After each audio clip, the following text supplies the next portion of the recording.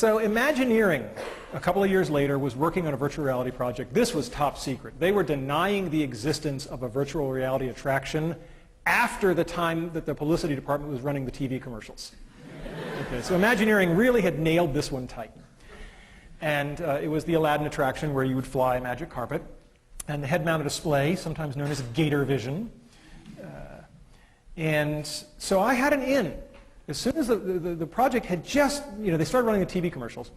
And I had been asked to brief the Secretary of Defense on the state of virtual reality. Okay, Fred Brooks and I had been asked to brief the Secretary of Defense. And that gave me an excuse. So I called them up, I called Imagineering, and I said, look, I'm briefing the Secretary of Defense. I'd like some materials on what you have, because it's one of the best VR systems in the world. And they kind of pushed back, and I said, look, is all this patriotism stuff in the parks a farce? And they're like, okay. They said, but the PR department doesn't, this is so new, the PR department doesn't have any footage for you, so I'm going to have to connect you straight through to the team who did the work. Jackpot. Right? So I find myself on the phone with a guy named John Snoddy, who is one of the most impressive guys I have ever met. And he was the guy running this team, and it's not surprising they had done impressive things. And so he sent me some stuff. We talked briefly. He sent me some stuff, and I said, hey, I'm going to be out in the area for a conference shortly. Would you like to get together and have lunch? Translation, I'm going to lie to you and say that I have an excuse to be in the area so I don't look too anxious. But I would go to Neptune to have lunch with you. And so John said, sure. And I spent something like 80 hours talking with all the VR experts in the world, saying, if you had access to this one unbelievable project, what would you ask? And then I compiled all of that, and I had to memorize it, which anybody who knows me knows that I have no memory at all, because I couldn't go in looking like a dweeb with, hi, question 72, right?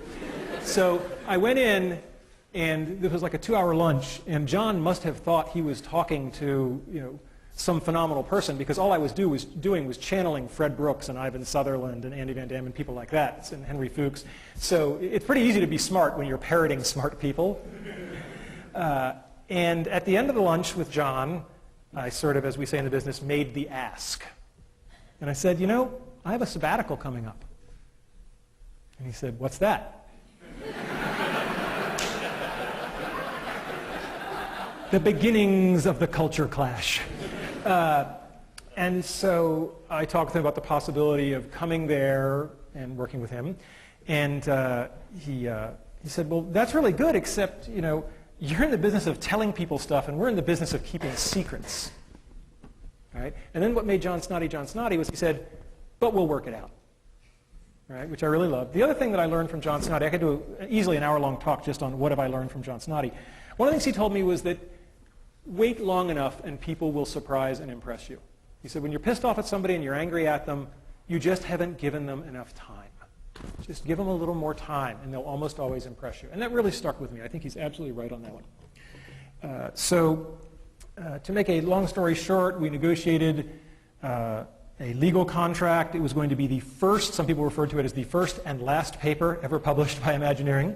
But the deal was I go, I provide my own funding, I go for 6 months, I work with a project, we publish a paper.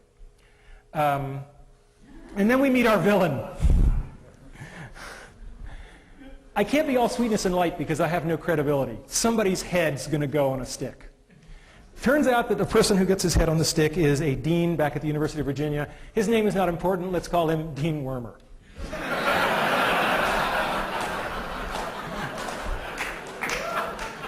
And Dean Wormer has a meeting with me where I say I want to do this sabbatical thing, and I've actually gotten the Imagineering guys to let an academic in, which is insane. I mean, if John hadn't gone nuts, this would never have been a possibility. It's a very secretive organization. And Dean Wormer looks at the paperwork and he says, well, it says they're going to own your intellectual property. And I said, yeah, we got the agreement to publish the paper. There is no other IP. I don't do patentable stuff. And he says, yeah, but you might. So deal's off, and just get him to change that little clause there, and then come back to me. I'm like, excuse me? And then I said to him, I want you to understand how important this is. If we can't work this out, I'm going to take an unpaid leave of absence, and I'm just going to go there, and I'm going to do this thing.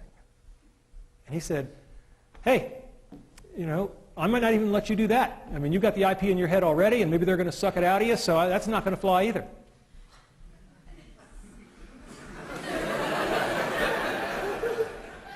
it's very important to know when you're in a pissing match. And it's very important to get out of it as quickly as possible. So I said to him, well, let's back off on this. Do we think this is a good idea at all? He said, I have no idea if this is a good idea. I was like, okay, well, we've got common ground there. Then I said, well, is this really your call? Isn't this the call of the Dean of Sponsored Research? If it's an IP issue? And he said, yeah, that's true. I said, so if he's happy, you're happy? Yeah, then I'd be fine. Like Wile E. Coyote, a little. And I find myself in Gene Block's office, who's the most fantastic man in the world.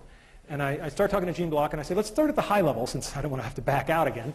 So let's start at the high level. Do you think this is a good idea? He said, well, if you're asking me if it's a good idea, I don't have very much information. All I know is that one of my star faculty members is in my office, and he's really excited, so tell me more.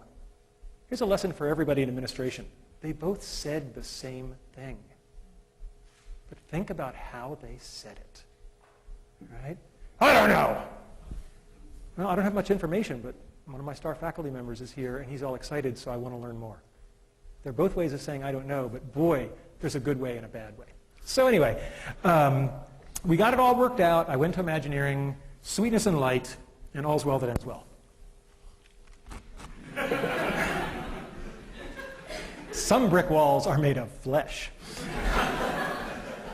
So I worked on the Aladdin project. It was absolutely spectacular. I mean, just unbelievable.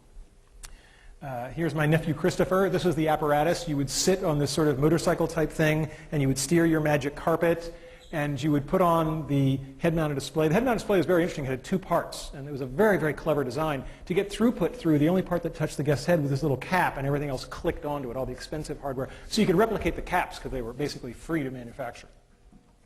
And this is what I really did, as I was a cap cleaner during this battle. I loved Imagineering. It was just a spectacular place. Just spectacular. Everything that I had dreamed. I love the model shop. People crawling around on things the size of this room that are just big physical models. It was just an incredible place to walk around and be inspired. I'm always reminded of when I went there and people said, do you think the expectations are too high? And I said, you ever see the movie Charlie and the Chocolate Factory, Willy Wonka and the Chocolate Factory, where Gene Wilder says to the little boy Charlie, he's about to give him the chocolate factory, he says, well, Charlie, did anybody ever tell you the story of the little boy who suddenly got everything he ever wanted? Charlie's eyes get like saucers, and he says, no, what happened to him? Gene Wilder says, he lived happily ever after.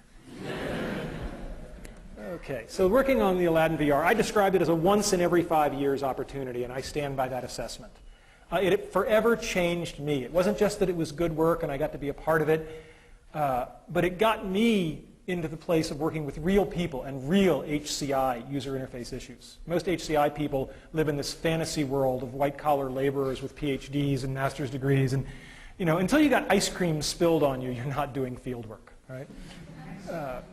And more than anything else, from John Snoddy, I learned how to put artists and engineers together, and that's been the real legacy. We published a paper, just a nice academic cultural scandal. When we wrote the paper, the guys at Imagineering said, well, let's do a nice big picture, like you would in a magazine. And the SIGGRAPH committee, which accepted the paper, it was like this big scandal. Are they allowed to do that? There was no rule.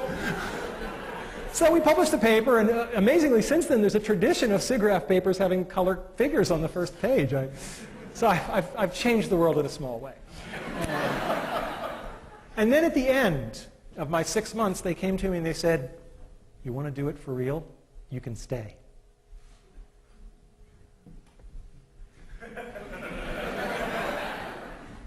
And I said no. One of the only times in my life I have surprised my father. He was like, you what? He said, since you were, all you wanted, and now they got it, and you're like, huh? There was a bottle of Maalox in my desk drawer. Be careful what you wish for. It was a particularly stressful place. Imagineering in general is actually not so Maalox-laden, but the lab I was in, John left in the middle. And it was a lot like the Soviet Union.